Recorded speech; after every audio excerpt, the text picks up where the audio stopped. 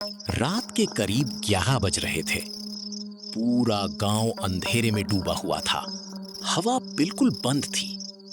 फिर भी गांव के आखिरी छोर पर बने एक पुराने घर की खिड़कियां अपने आप हिल रही थीं। घर के अंदर राघव, उसकी पत्नी मीरा, उसकी मां सरोज और उसका छोटा भाई अमन बैठे हुए थे।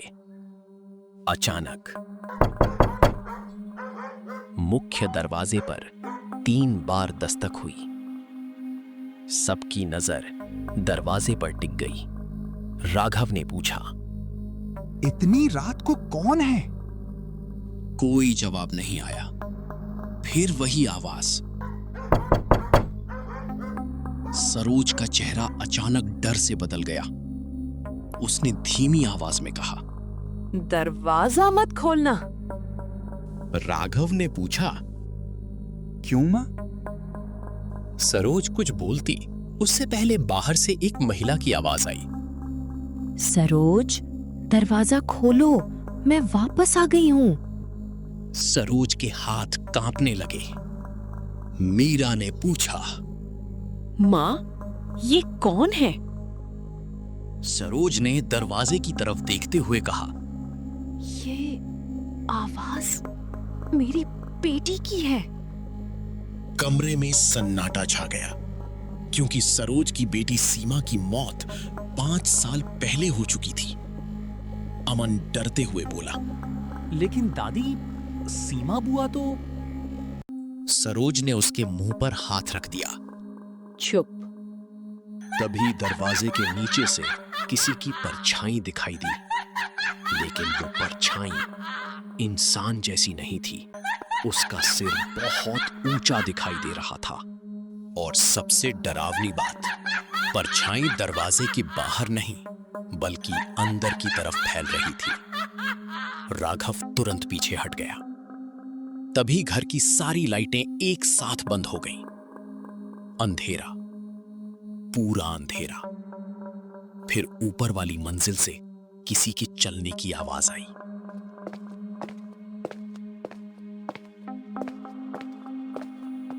ऊपर तो कोई नहीं है। राघव ने टॉर्च उठाई। चारों लोग सीढ़ियों के पास पहुंचे। ऊपर से अचानक एक बच्चे की हंसी सुनाई दी।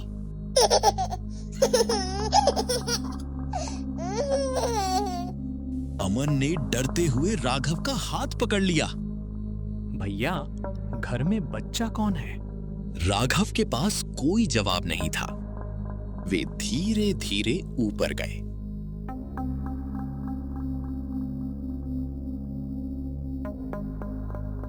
ऊपर का कमरा खाली था, लेकिन कमरे की दीवार पर कोयले से एक वाक्य लिखा था, तुमने मुझे घर से निकाला था, अब मैं तुम्हें घर से नहीं निकलने दूंगी। मीरा पीछे हट गई। तभी उसके पीछे किसी ने धीरे से फुसफुसाया, मीरा।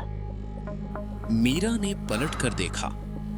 कोई नहीं था, लेकिन उसके कान के पास फिर आवाज आई, मैं यही हूँ।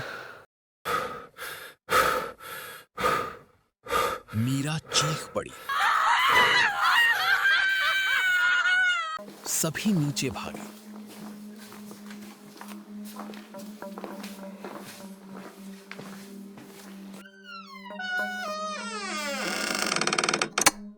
उसी समय घर का मुख्य दरवाजा अपने आप बंद हो गया। राघव ने उसे खोलने की कोशिश की। दरवाजा नहीं खुला। तभी सरोज ने कहा, हमें तांत्रिक के पास जाना होगा। अमन बोला, लेकिन हम घर से बाहर कैसे जाएंगे? वो हमें बाहर जाने नहीं देगी। रात 12:30 बजे अचानक दरवाजा खुल गया, लेकिन बाहर कोई नहीं था। राघव ने बिना समय गवाए परिवार को बाहर निकाला। गांव के पुराने मंदिर के पास रहने वाले तांत्रिक भैरवनाथ के घर पहुंचे। तांत्रिक ने उनकी बात सुनी और कुछ देर तक बिल्कुल चुप रहा। फिर उसने पूछा, क्या तुम्हारे घर में कभी किसी को जबरदस्ती बाहर निकाला गया था? सरोज ने नजरें झुका ली। हाँ। भैरवनाथ ने कहा, कौन? मेरी बेटी सीमा। तांत्रिक ने तुरंत उसकी तरफ देखा। मुझे पूरी बात बताओ। सरोज की आंखों में डर था। 5 साल पहले सीमा की शादी के बाद वो उसी घर में रहती थी, लेकिन कुछ समय बाद परिवार को लगा कि वो अजीब व्यवहार करने लगी है। रात में वो अकेले बैठकर किसी से बातें करती थी, कभी-कभी घर की दीवारों को देखकर हंसती थी। फिर एक रात उसने परिवार से कहा था, इस घर में हम 4 लोग नहीं रहते, हम 5 लोग रहते हैं। परिवार ने उसकी बात पर विश्वास नहीं किया। कुछ दिनों बाद सीमा घर छोड़कर चली गई और फिर कभी वापस नहीं आई। भैरवनाथ ने आंखें बंद की। तुम लोगों ने गलती की। राघव ने पूछा, कौन सी गलती? तुमने जिसे घर से निकाला था, शायद वो अकेली नहीं थी। अचानक मंदिर की घंटी अपने आप बजने लगी। भैरवनाथ ने कहा, आज रात उस घर में जो है उसका सामना करना पड़ेगा। रात 1:15 बजे तांत्रिक परिवार के साथ वापस घर पहुंचा।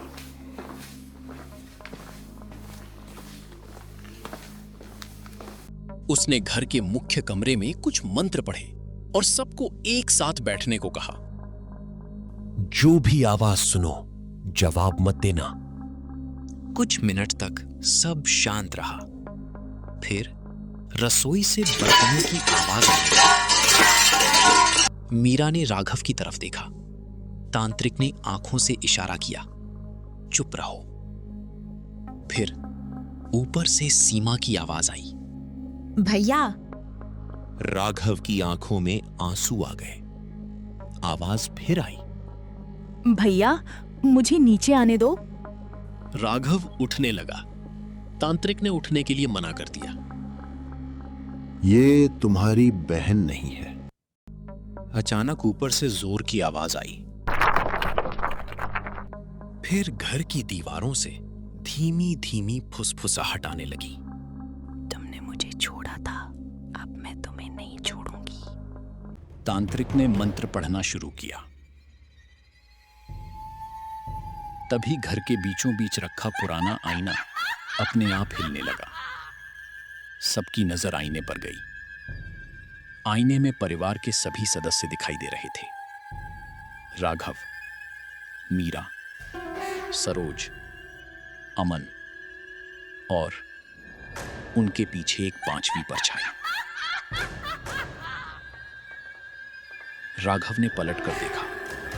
पीछे कोई नहीं था, लेकिन आईने में वो परछाई अभी भी खड़ी थी। तांत्रिक ने तुरंत आईने पर कपड़ा डाल दिया। तभी पीछे से किसी महिला की आवाज आई, भैरवनाथ। तांत्रिक जम गया। तुम मुझे पहचानते हो? तांत्रिक ने धीरे से कहा। सीमा। आवाज आई,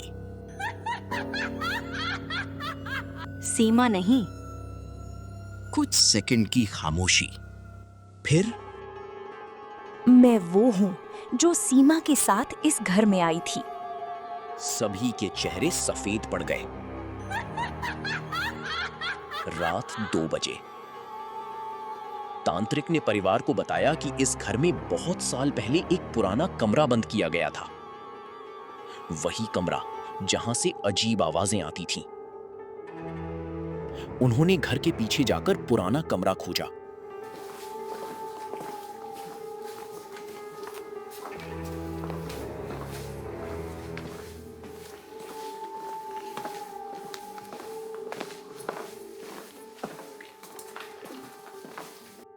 दरवाजे पर मोटी जंजीर लगी थी।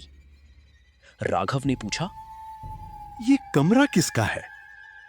सरोज कुछ नहीं बोली। तांत्रिक ने जंजीर को देखा। इसे आज रात खोलना पड़ेगा। जैसे ही जंजीर हटाई गई, दरवाजा अपने आप खुल गया। अंदर बिल्कुल अंधेरा था। दीवार पर पुराने नाम लिखे थे और सबसे नीचे सीमा का नाम। उसके नीचे एक और नाम था, लेकिन वो नाम किसी ने कभी नहीं सुना था। तांत्रिक ने उसे पढ़ते ही पीछे कदम कर लिया। अमन ने पूछा, क्या लिखा है? तांत्रिक ने जवाब नहीं दिया। अचानक कमरे के अंदर से फुसफुसाहट आई। इतने साल बाद तुम वापस आए हो। दरवाजा अपने आप बंद हो गया। कुछ सेकंड बाद अंदर से तांत्रिक की आवाज सुनाई दी। दरवाजा मत खोलना। राघव चिल्लाया। लेकिन आप अंदर हैं। अंदर से फिर आवाज आई। जो बाहर है वो मैं नहीं हूं। राघव का शरीर कांप उठा, क्योंकि उसी समय उसके पीछे तांत्रिक खड़ा था। वो बिल्कुल चुपचाप परिवार को देख रहा था। मीरा ने डरते हुए पूछा, आप यहाँ कैसे? तांत्रिक ने धीरे से मुस्कुराकर कहा, मैं तो कभी अंदर गया ही नहीं। चारों की नजर बंद कमरे के दरवाजे पर गई। अंदर से अब भी किसी के कदमों की आवाज आ रही थी। अंतिम रात। तांत्रिक ने परिवार को घर से बाहर निकलने को कहा। सब भागकर मुख्य दरवाजे तक पहुंचे, लेकिन दरवाजा फिर बंद था। अचानक घर की सारी खिड़कियां खुल गईं। ठंडी हवा पूरे घर में घूमने लगी और हर खिड़की पर एक ही चेहरा दिखाई दिया, सीमा का चेहरा। सरोज रोते हुए बोली, सीमा, मुझे माफ कर दो। चेहरा धीरे धीरे मुस्कुराया। फिर आवाज आई, माँ, मैंने तुम्हें तो माफ कर दिया। सरोज ने राहत की सांस ली, लेकिन अगली आवाज ने सबको जमा दिया। जिसके लिए तुमने मुझे निकाला था, वो अभी भी इस घर में है। अचानक सारी नजरें तांत्रिक पर गईं। तांत्रिक का चेहरा बदलने लगा। वो धीरे धीरे हंसने लगा। इतने साल? तुम लोगों ने मुझे पहचानने में इतनी देर क्यों कर दी? राघव पीछे हट गया। तुम कौन हो? तांत्रिक ने सिर उठाया। उसकी आंखों में अजीब चमक थी। मैं वही हूं जिसे तुम्हारे परिवार ने उस पुराने कमरे में बंद किया था। तभी घर की दीवारों से दर्जनों आवाजें एक साथ आने लगी। अब ये घर हमारा है। लाइटें एक एक करके बंद होने लगी। पहले ऊपर की, फिर नीचे की, फिर पूरा घर अंधेरे में डूब गया। आखिरी बार तांत्रिक की आवाज सुनाई दी, और अब तुम भी इसी घर का हिस्सा हो। सुबह गांव वालों ने उस घर का दरवाजा खुला पाया। घर के अंदर कोई नहीं था। राघव नहीं, मीरा नहीं, सरोज नहीं, अमन नहीं और तांत्रिक भी नहीं। सिर्फ दीवार पर एक नया वाक्य लिखा था, हम 5 नहीं रहे। उसके नीचे लिखा था, अब हम 6 हैं। गांव वालों ने उसी दिन घर को हमेशा के लिए बंद कर दिया। लेकिन आज भी रात के करीब 11 बजे उस घर की खिड़की में 6 परछाइयां दिखाई देती हैं। और अगर कोई उस रास्ते से गुजरते हुए ध्यान से सुने तो अंदर से आवाज आती है, दरवाजा खोलो। फिर एक दूसरी आवाज, उसे अंदर मत आने देना। और उसके बाद एक बच्चे की धीमी हंसी। कहानी खत्म नहीं हुई, क्योंकि उस घर की छठी परछाई आज भी किसी नए इंसान का इंतजार कर रही है। राम राम जी। कैसी लगी कहानी कमेंट करके बताएं और लिख करके बताएं। और अगर ऐसी ही हॉरर कहानी आगे देखना चाहते हो तो चैनल को सब्सक्राइब करें @बानी हॉरर टोन्स। नीचे सब्सक्राइब का बटन दबाएं। राम राम जी।